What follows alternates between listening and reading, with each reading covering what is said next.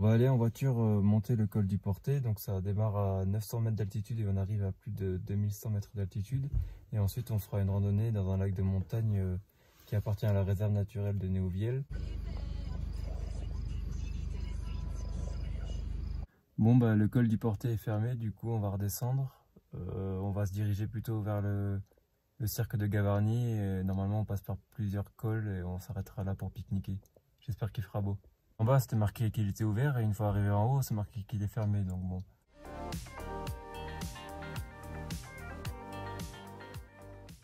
On est arrivé au col d'Aspin, là on a fait toute la route, ça montait pas mal.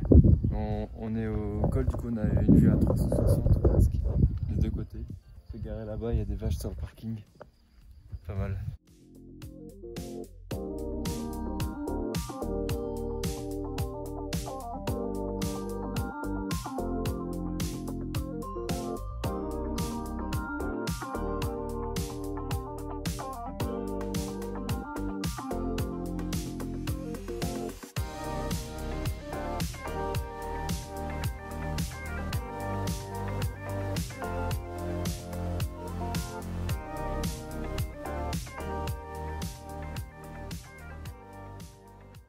On est au col de Tourmalet, c'est à 2100 ou 2200 mètres d'altitude. La route elle était très serrée, elle passait en dessous des télésièges et tout.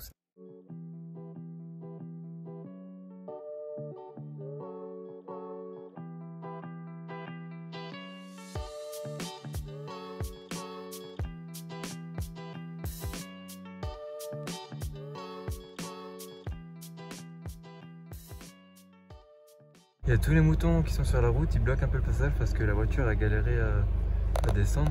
Du coup on va monter avec le mec, peut-être que ça passera mieux à deux voitures.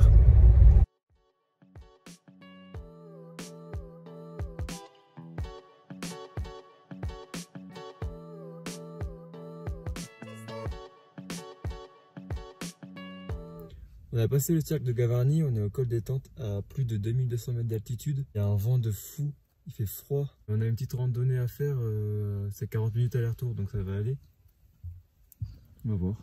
C'est dommage qu'il fasse pas très beau mais on est au sommet là, les montagnes elles sont recouvertes par les nuages. Un peu unique.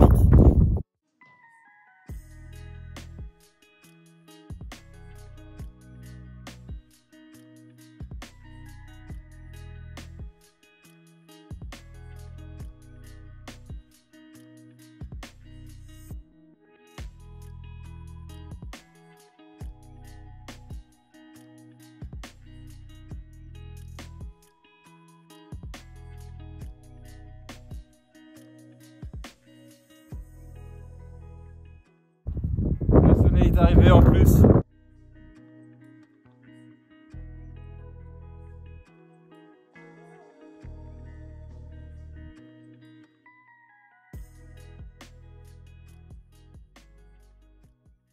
Là on est vraiment à la frontière de l'Espagne, c'est-à-dire que juste derrière ces montagnes là, il y a l'Espagne.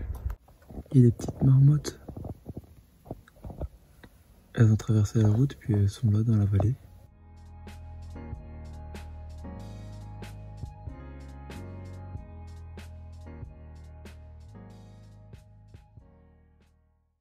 On s'est garé sur le parking du départ de randonnée pour le cirque de Gavarnie.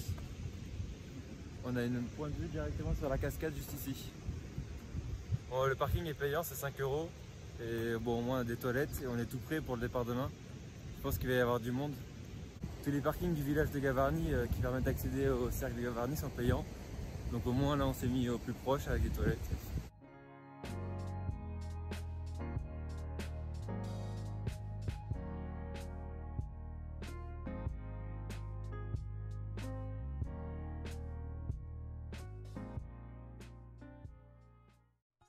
Allez, on part pour la randonnée au cirque de Gavarnie. La cascade elle est juste là. Je sais pas trop pour combien de temps on en a de randonnée. Je crois que c'est 12 km aller-retour. On a à peu près 1h30 de marche pour arriver au pied de la cascade. Elle mesure à peu près 400 mètres de hauteur. C'est une des plus grandes d'Europe. Je pense que ça va être pas mal. Il commence à se mettre à pleuvoir. J'espère que ça va pas continuer.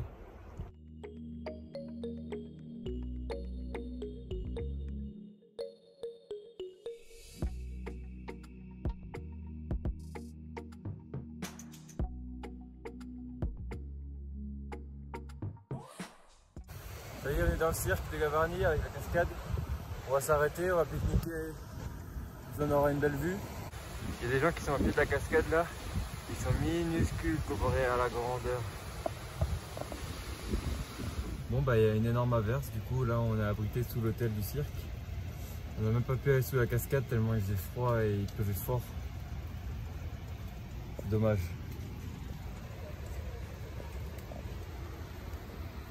Bon, après le cirque de Gavarnie sous la pluie, on a décidé de partir des Pyrénées. On devait faire normalement le pont d'Espagne et le lac de Gaume, mais il fait pas très beau cette semaine, donc ça sert à rien de continuer sous la pluie et sous le mauvais temps. On le fera une prochaine fois.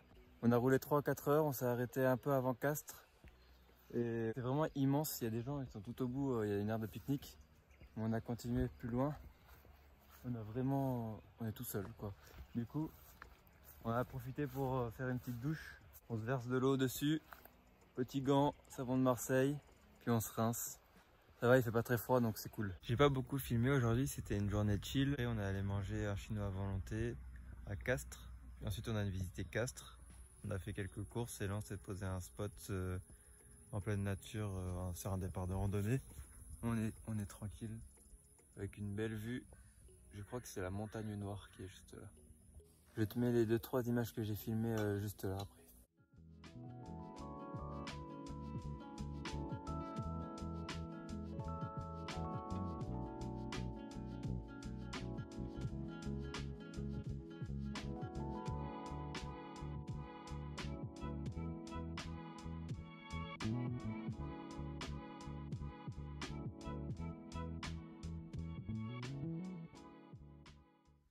Quand on était à Castres, on en a profité pour aller à l'office de tourisme et on a récupéré des petits dépliants comme ça où il y a des circuits touristiques à faire. Et en fait, c'est des circuits qui partent d'un point A à un point B en faisant une boucle et c'est plein de petits endroits à visiter. C'est très bien expliqué, franchement. Il y a 5-6 dépliants comme ça a l'air pas mal. Je pense qu'on va y retourner dans l'été. Bon bah comme tous les soirs il pleut. On a une journée magnifique puis il finit par pleuvoir le soir.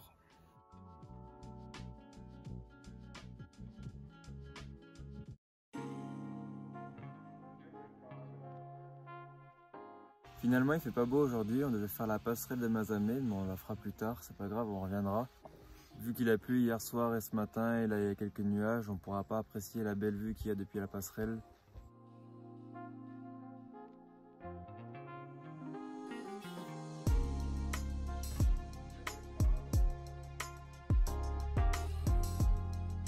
Cet après-midi on est allé au lac de Salagou près de Clermont-Lérault. Là on y est encore, on va passer la nuit ici parce qu'on a vraiment un spot incroyable. On a une vue sur tout le lac, on s'est mis un peu sur les hauteurs. La route pour y accéder n'était pas très facile mais c'est passé. Au lac de Salagou il y a une particularité, c'est que les roches sont de couleur rouge ocre. Bon là on ne peut pas trop voir avec le soleil mais j'essaierai de vous montrer ça plus tard.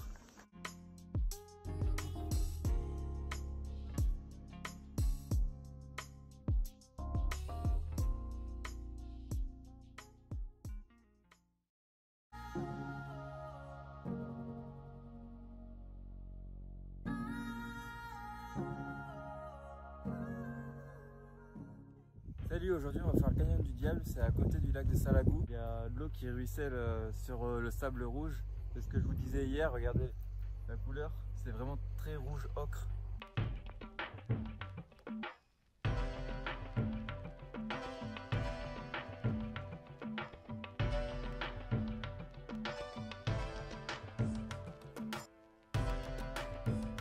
On est arrivé au canyon du diable. Là on marche à travers le ruisseau parce qu'en fait ici il n'y a pas de sentier. Donc on marche un peu n'importe où, on se dirige vers une cascade qui est marquée sur le Google Maps. On va voir si on la trouve. Quand je dis on marche à travers un ruisseau, c'est-à-dire qu'on remonte le cours du ruisseau, mais il est asséché parce qu'on est en été donc il fait chaud. On va sûrement arriver à la cascade au bout.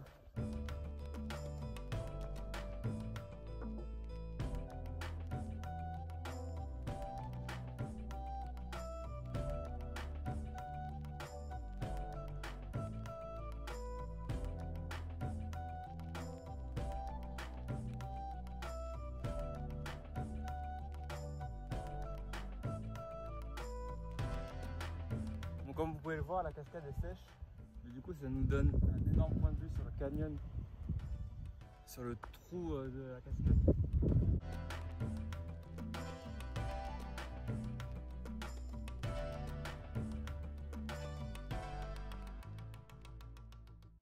Bon, on va entamer le chemin du retour pour rentrer chez nous. C'est le dernier jour, je pense.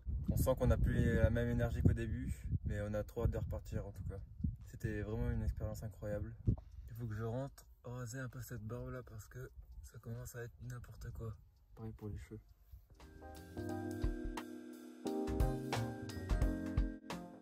Hey, salut, ça fait quelques jours qu'on est rentré, là on va se retrouver pour faire un petit récap du road trip. On a eu le temps de se reposer, de retrouver un peu de confort, de retourner à une vie normale et surtout de voir nos amis et notre famille. Ça fait vraiment plaisir. Donc je vais essayer vraiment de faire un petit bilan de notre road trip.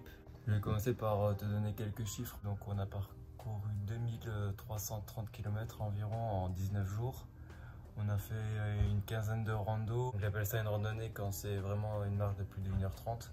Tout ça, ça nous a fait qu'on a marché un peu plus de 167 km et 238 000 pas. Ça fait environ une moyenne de 12 000 pas par jour, donc c'est pas mal, c'est un bon rythme. Pour parler un petit peu budget, ça nous a coûté 320 € à deux, donc 160 € chacun. Au niveau de la répartition de l'argent, donc ça a été vraiment beaucoup d'essence et de nourriture, environ 160 € d'essence et 110 € de nourriture. Et bien sûr, faut pas oublier que niveau hébergement, ça nous coûte 0 parce qu'on n'a pas eu besoin de prendre d'hôtel ni de camping. On est resté autonome pendant les 19 jours. Et maintenant, dernier point, je vais parler de nos coups de cœur. Les 3 coups de cœur niveau randonnée, c'est bien sûr les bains d'eau chaude. C'était un endroit très reposant et très agréable au milieu de la nature et ça nous a vraiment fait du bien. En deuxième randonnée, on va parler de la grotte Notre-Dame de Vie. Bon, c'est une montée assez raide mais pas très longue et la vue au final vaut vraiment le détour. C'est un lieu insolite qu'il ne faut pas louper quand on va dans la région. Et pour finir, je vais vous parler du lac des Bouilloux et de ses nombreuses randonnées. Il y a vraiment beaucoup de choses à voir et surtout des très jolis paysages. Par contre, il faut faire attention à l'accès au site en été parce que c'est pas mal réglementé. Et maintenant, je vais m'adresser aux personnes qui voyagent en voiture aménagée, en van ou encore en camping-car parce que je vais vous présenter les 3 spots coup de cœur. Pour commencer, je vais vous parler d'un spot à Bagnols-sur-Mer. Donc on avait une vue sur les nombreux caps, notamment le cap Rédéris et le cap Vela. Nous étions seuls avec une vue et un lever de soleil incroyable. On avait accès à une crique assez isolée, très jolie et très mignonne. Nous avons passé une très bonne soirée. Le seul petit problème a été le vent un peu fort en fin de soirée, mais ça a été. En deuxième, je vais vous parler du spot à Filleul. Là, on était vraiment au cœur des Pyrénées, on était pas loin de Vernay-les-Bains et de ses nombreuses randonnées. C'était un spot vraiment très chill et reposant avec une belle vue et un accès à l'eau courante. C'est un endroit très bien entretenu, nous avons passé 2 nuits tranquilles et sans problème. Pour le dernier spot, je vais vous parler de celui au lac de Salagou. Donc vous l'avez vu dans la vidéo, on avait une vue magnifique et un cadre idéal et vraiment dépaysant. La route d'accès est assez difficile, mais en voiture, on a bien réussi sans problème. Je pense qu'en camping-car, c'est quand même plus difficile. Et là, je vous montre juste après tout le parcours qu'on a fait. Nous sommes partis depuis Toulon, là où on habite. On a longé la côte méditerranéenne en passant par plusieurs endroits qui nous plaisaient, jusqu'à arriver dans les Pyrénées-Orientales. On a traversé ce département qui regorge de lieux à visiter. C'est vraiment magnifique avec des paysages différents. On est ensuite remonté dans les Pyrénées ariégeoises et jusqu'au lac de Montbel parce qu'on s'était dit qu'on arrêtait les Pyrénées et qu'on allait rentrer. Mais on est ensuite reparti, on a traversé les Pyrénées ariégeoises jusqu'en Haute-Garonne où on s'est arrêté à plusieurs spots.